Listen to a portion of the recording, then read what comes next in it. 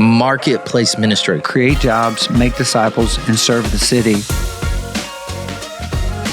You teach what you know, you reproduce who you are. It feels like the Lord has just given you a spirit of wisdom for business. I found so much significance in praying with people at their driveways. Connection or relationship or impact. And it sounds like that's exactly what you guys are doing. Once you open up a business in a marketplace, you then have permission to serve people. And if you do a great job, you then have a chance to minister to people. Well, welcome back to Lebanon House of Prayer podcast. We're so excited. We got Joshua Brown with us in the house. The pressure washing pastor is what we call him, or that's what I call him. And I just got to meet him. Actually, what was it, 3 years ago? It's been a while. Yeah, 3 years ago, my daughter came out and played with the worship team and had a phenomenal experience. And then since then, that's when you started this pressure washing business, right? Since then? Well, I started the pressure washing business in 2016. I transitioned out of vocational ministry in 2020. Okay. And then opened up this workshop, boot camps, B2B licensing. Someone call it a franchise model of inviting ministers into the marketplace. Okay. So, yes. Wow. Yeah. So you got several things you're doing. There's a lot. There's a lot there. Yeah. Yes, so sir. talk to me first about the pressure washing business. Like what's it look like? So this is so Joshua is like in this huge pressure washing. I see all your commercials. I see Facebook reels. I see people, and I mean, it's like a little community that you've built. Yeah. And it seems to be successful. Yeah, let me tell you my story. In 1997, I was at the back of a revival service at a Wesleyan church. Yeah. My girlfriend was with me. I was thugged out. Yeah. I looked like, a white Tupac Shakur. It's funny. And I literally heard God speak to me. And He didn't say I was going to hell. He didn't say I was a loser, which all was true. Drug dealer, pothead, high school dropout. Yeah. And I heard God just say, Joshua, I love you. And at that moment, I moved forward and gave the pastor my pot and God my heart. And that was September 27, 1997, at a revival service out in Cave, Vegas, right outside of Winston-Salem. Wow. But from that moment, I went forward to the pastor. And I've had time now to process. Yeah. I went forward to the pastor and basically said, I need to be discipled without knowing the language of what it meant to be a disciple. Yeah. And the next thing you know, I'm in Bible school. Yeah. I'm the middle school Sunday school teacher. Then I'm helping out with youth group. And it's like, I'm the thug that just gave his life to Jesus. And now I'm influencing all the middle schoolers and high schoolers inside of a church. And so when I look back on it, I'm thankful for the 22 years of vocational ministry. Yeah. But I was really just looking for the same thing I'm looking for now, and that is a godly role model to show me how to live this life of a disciple and a disciple maker. And so after, about 17, 18 years of ministry, I noticed that the coaches of different sports groups had more influence and more time with students. If discipleship is life on a life, I realized I was getting an hour and a half to 2 hours max with my students. Right. And then after running programs and events, I felt like my job was never done. So I did what anybody would do, is I Googled top 5 businesses to start with 5K or less. Really? That's what you Googled? Yeah, and I popped it up there, and I wasn't about to start taking photos of people's cats. Yeah, because all cats went to hell and all dogs went to heaven. That's true. But now I look back, and I should have picked up the camera and started taking pictures of cats. That would have been easier. It'd probably been successful. It would totally been successful with the internet. Yeah, and so long story short, I saw pressure washing on the board. Okay. And I went to Winston-Salem. I was living in Nashville, drove to Winston, visited a friend of mine, and he made more legal cash than I had ever seen made before. Yeah. $800, 4 hours. And I'm like, bro, you're rich. Yeah. And came back, built a trailer, started a pressure washing company. And over the next 4 years, I found so much significance in praying with people at their driveways. Yes. Being able to share my testimony at what's called Lunch and Learns. Once you start growing your business, you end up going to property management groups and lunch and learns at real estate agencies. And I was the same person outside the church that I was inside the church. Yeah. And the business ended up growing to a multi-million-dollar pressure washing company. And I ended up transitioning out of vocational ministry to what I thought was a secular job. Yeah. I had no verbiage or frameworks to use for what it meant to be a minister in the marketplace. I thought you had to be ordained, on staff, and behind a pulpit, and in order to be a minister.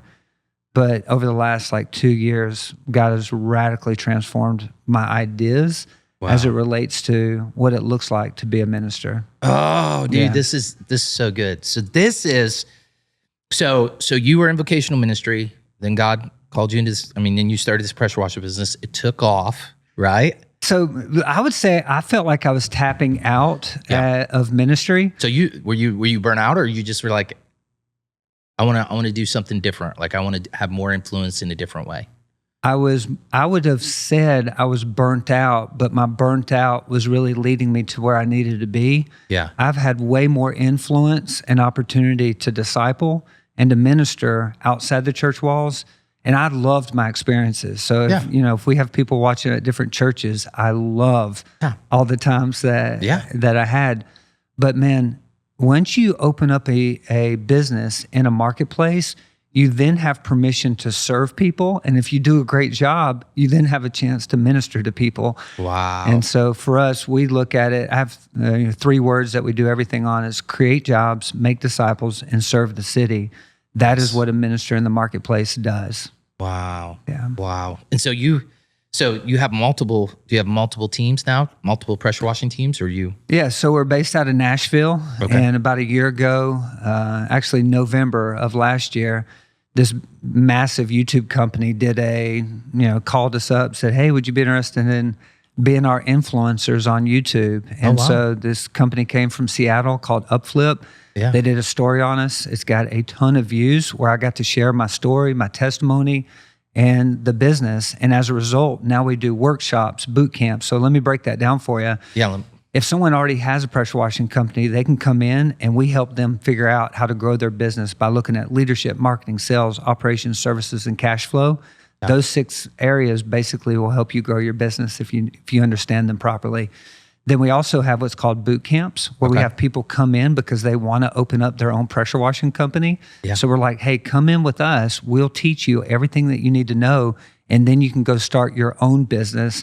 And then we're doing this thing called B2B licensing. So we have a brand, a blueprint, and coaches that helps you open up your own ministry in the marketplace with Brown's Pressure Washing. So as of last year, we've got a Houston location, a Louisville location, a Chattanooga location, and a Nashville location on trying to identify other churches or leaders that are interested in opening up a ministry in the marketplace. Wow, dude. Yeah. That's incredible. See, that is incredible. So going back to your 3, I forget, you had 3 C's.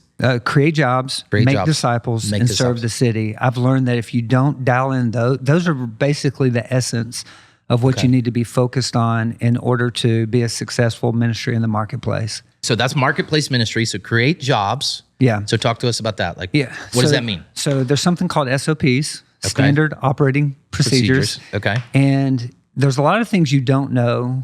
Mm-hmm. Even there's things you don't know that you don't know until you start a business. And then once you start a business, you learn all the things you need to know because you're going to be out of business if you don't know them. If you don't figure them out quickly, right? From profitability to hiring, through casting vision, through what products and services should it be offering inside of a certain geographical location, market analysis. Like there's things in creating a job that you had no idea that needed to be known. But once you learn them, you then create SOPs, and then you can help other locations say, hey, this is how you scale from 0 to 100K, 100K to 250, 250 to a half to $1 million plus. So now we're able to identify, okay, are you the right leader in the right city? Let's help you scale through creating jobs. If you create jobs, you can then hire people. Yes. But if you don't create jobs, you can't hire people. Yes. The people that you hire, you disciple. And so for us, the way that we look at our our ministry in the marketplace is we are a discipleship making factory. And so if God sends us one, what are we going to do with that one? Are we going to use them to just create jobs, or are we going to use them to, or when I say use them, are we going to influence them to use their position to take on the greatest image of all time, and that is of a servant? Yeah. When you look at Jesus Christ and he knew his time had come to an end, he took off his outer robe, he got on his hands and knees, grabbed a water basin, and then he began to wash his disciples' feet. He took on the image of a servant leader, and that's inside of discipleship. I don't know if there's a greater place to be a foot washer than when you start taking on the home service industry. Yeah. And then we teach them what it looks like to be a minister in the marketplace through discipleship, intentional and unintentional. You teach what you know, you reproduce who you are. And so I better be spending time with Jesus if I expect them to end up spending time with Jesus, because I want to reproduce something worth reproducing. Yeah. And that's not Josh Brown, that's Jesus Christ. That's right. That's right. That's good. And then lastly is serving the city. Several years ago, we determined, kind of through organic, it wasn't we Googled it or researched it and said, hey, what should we do to serve our city? But out of just a encounter where God was speaking to one of our team members, he felt like God said, hey, give this house wash to this lady for free. Yeah. She was a widow. Her husband had passed away, and it was raining. And so he's washing the house. He feels like he's having a conversation with God. He goes up to the lady's house, after he's done, and said, hey, we're done now. She grabs the exact, like in a jar of change and dollars to pay for her house wash. Wow. And he said, hey, this one's on us. She cries, he cries. He ends up calling me up and saying, hey, I've got a baby chick. Don't step on it, which is, I've got an idea. Don't step on it. Yes. And he said, why don't we wash every widow's house in Nashville for free? And I was like, bro, we will go out of business. I squashed this chick. Yeah. You're like, listen. I said, we got overhead, we got insurance, we got to pay our guys. Like, we can't wash every single widow's house in Nashville for free. But an Andy Stanley quote came over top of my head, and it was like, do for one what you wish you could do for all. And at that date, we started washing one widow's house a week. And now it's turned into Monday Night Football ads where we're like, Nashville, we need your help. We're trying to wash every widow's house. Man, it makes me get emotional talking about it. Dude, that's incredible. It's super cool. Wow. We've even had salesmen show up at a widow's hospital visit where they may have hurt themselves. This one widow in particular, she broke her leg. He showed up at her, not told, not asked to, just showed up at the hospital, went in and prayed with her. Now, this is a customer who gave away a house wash, no economical gain here. And then my salesman goes in there and just prays over her. And he told me the cries that come from a 70-plus-year-old woman who you show up inside of a hospital, that is ministry. That is what it looks like. That's it. To serve the city. So pick out something and do good inside of your company that you have. Wow, dude. That's incredible. That's incredible. And that, see, I believe this is where we're headed, as a church, 100%. like marketplace ministry. And I feel like, I'm just learning this, and coming to discover this, because we have a whole generation coming up that's like, hey, I love Sundays, Wednesdays, but I'm not going to be there. You know what I mean? I'm going to go hit my city. Like, I'm going to go into the city. I want to make influence in the city. I want to have opportunity to pour out in the city. And so I think this is huge. Like, I think this is the direction we as a church need to head to become, apostles and disciple makers in our city. Yeah, 100%. And to your point, about 3 months ago, I have this young man from Clovis, California. We're in Nashville. I don't even know where Clovis, California is. But he sends me this message and he says, hey, I didn't know you could be a Christian entrepreneur until I started watching your YouTube videos. Would you mentor me? Now, when you hear that, you're like, I don't even know if I got time for that. You're way over in Clovis. Are you even real? Are you trying to bait me into something? Right, yes. What's going on here? Is this catfishing, right? Like you said that? Oh, my goodness. And so I ended up typing up 5 questions. Hey, so good to hear from you. Here's 5 questions to kind of like, to see whether or not he's going to put some thought to it, and send it off. Never thought I'd hear back from him. Within a couple of days, I ended up getting this email that's got long script that's all the way down through the 5 questions. And it looked like they were Chat GPT'd. And I even told myself, I was like, dude, this kid's Chat GPT in it. Nobody's this smart. Yeah. Because all of his grammar looked correct. Yeah. Being dyslexic, I'm like, no one talks like that. Yeah, no one talks like that. No one writes like that. And, wow. And so what I did is I said, hey, can I meet you over Zoom? Because I started thinking he was catfishing me. And that's the Manti Te'o deal. I feel like you're like, listen. Yeah. Oh, dude, that's a crazy story. That's a Netflix documentary right there. Yeah, I need to watch it. I heard it came out. I'm a Notre Dame fan. I haven't seen that series. It is a wild story. It is a wild story. But yes, go back to this. So anyways, catfishing. To greater things. Yes, to greater things. So I ended up meeting him, and the camera that he had me on was on his computer, and it was like smudgy. Yeah. And so I saw the light shining on the back, but I wasn't exactly sure if is this kid real? But he ended up chatting. He could speak English. He lived in America, it would appear. Yeah. And the next thing you know, I meet his parents, and his parents are like, he's crazy. We want him to be a doctor. He scored a 36 on the ACT, has a high school volleyball state champion 2 years in a row in California, Clovis High School. And the next thing you know, we create a business as mission internship program for people like, for people that are interested in opening up their own business, because that's ultimately what he wants to do. Yeah. So now we have a way that folks can come and apply, learn the skills, and then after a couple of semesters, they can go back, if that's a right fit for them, and open up their own business. So think about the magnitude of being able to utilize technology through podcasts or YouTubes and ministry in the marketplace. And if the church was embracing this, they could create internship programs where you bring people in and then send them out, maybe to their hometowns, to create jobs and wealth and jobs that then they don't have to rely on the support of giving, but they can create their own economical sustainability inside of the marketplace. That is, you're speaking my language, dude. You're totally speaking my language. And which is interesting for me, because I'm still very much learning all this. And and so I just love what you're sharing with me and what you're sharing with the church, because it's like, this is what we need.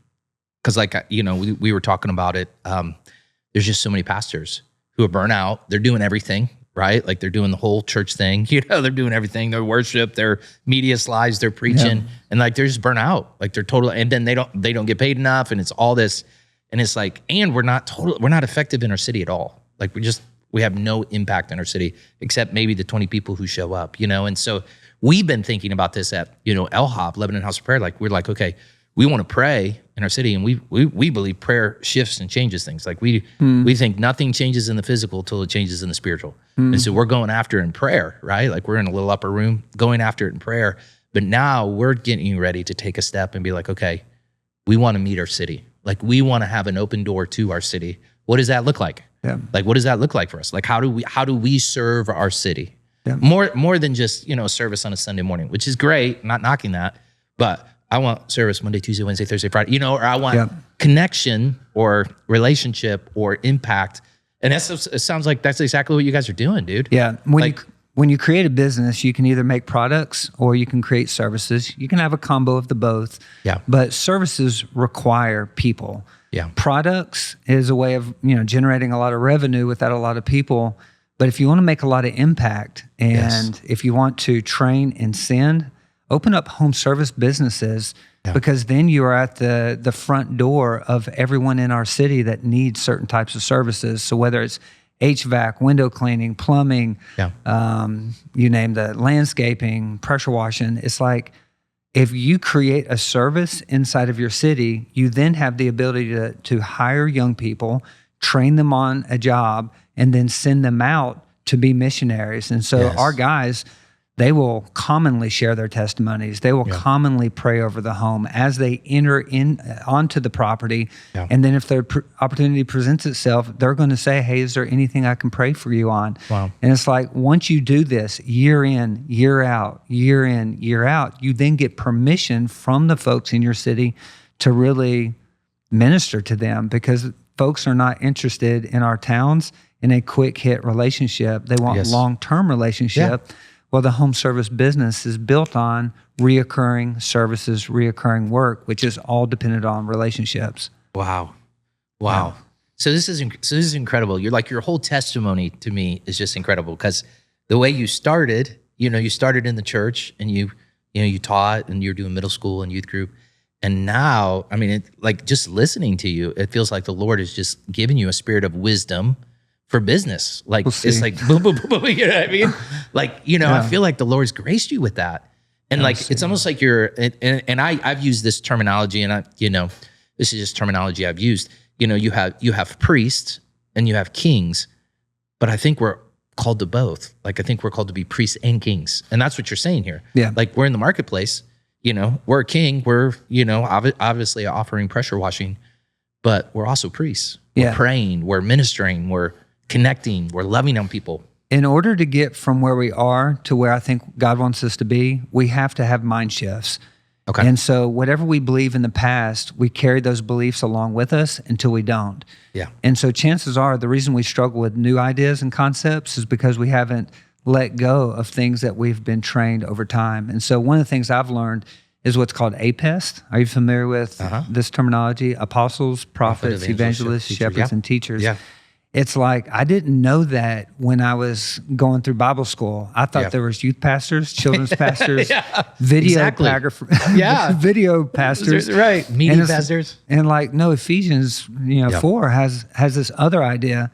Well, man, all of that is the apostle starts businesses. Yeah. And it's not just starting churches. What it's like, our call is to make disciples of all nations as we go. Why not go making businesses as part of our mission inside this life? Dude, that is so incredible, man. This is so rich, dude.